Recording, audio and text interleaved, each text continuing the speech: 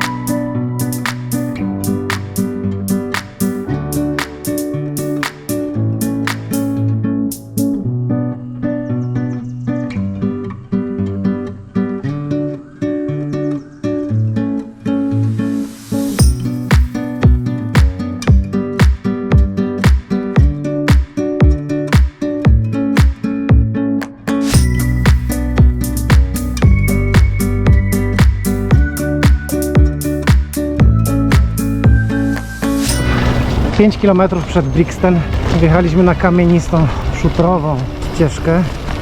No, na razie jest ubita, ale nie jedzie się zbyt wygodnie, ponieważ wystają duże kamienie z niej.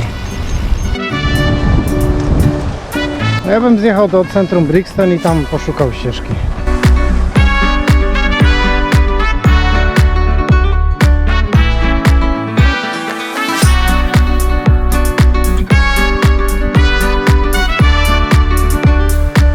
Nie wiem, czy tu się zatrzymujemy? Nie wiem, troszkę jest, bo tu... Trochę na słońcu stoimy, nie? No, bo trzeba może albo zjechać tam, albo...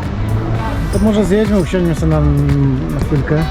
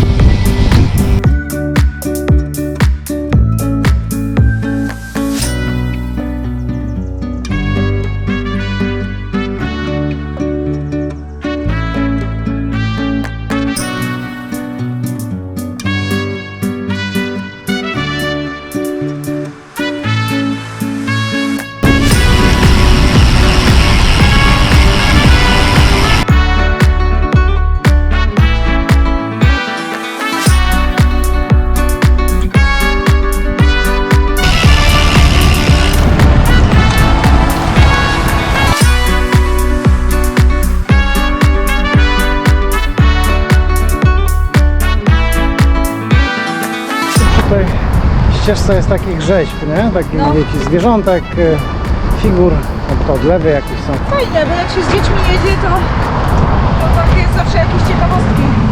No, tu coś się możemy dowiedzieć. To jest Hundkatze. Kacę. To dziwne, na kota wygląda, ale na psa to nie za bardzo. Już przy ścieżce można figi sobie kupić, a właściwie wziąć może dowolny datek, ale ta figa ogromna jest. Małymi krokami zbliżamy się do Bolzano, a to oznacza, że już coraz bliżej koniec dzisiejszej trasy. Zostało nam około 14-15 km.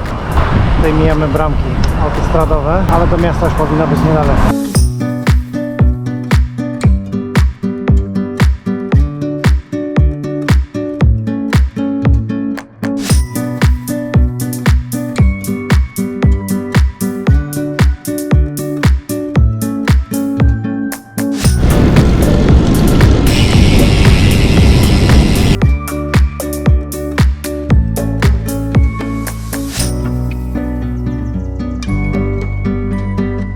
O, nawigacja mi spadła.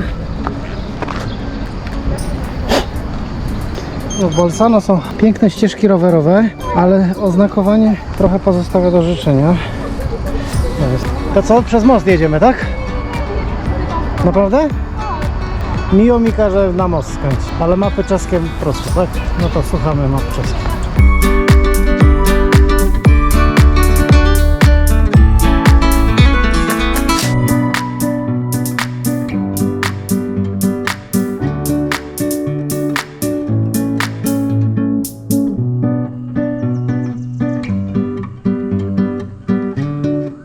Do kwatery zostało 750 metrów.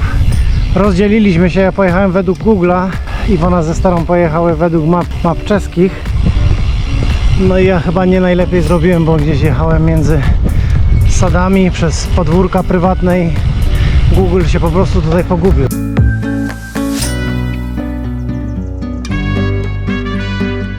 To co, jesteśmy na miejscu. Tym razem mapy czeskie ponad Google dokładniej doprowadziły. Mnie Google poprowadził przez sady, prywatne podwórka. Ale w końcu udało się też dojechać, chociaż 5 minut później niż Iwona i Ester. Teraz chowamy rowery i idziemy do pokoju.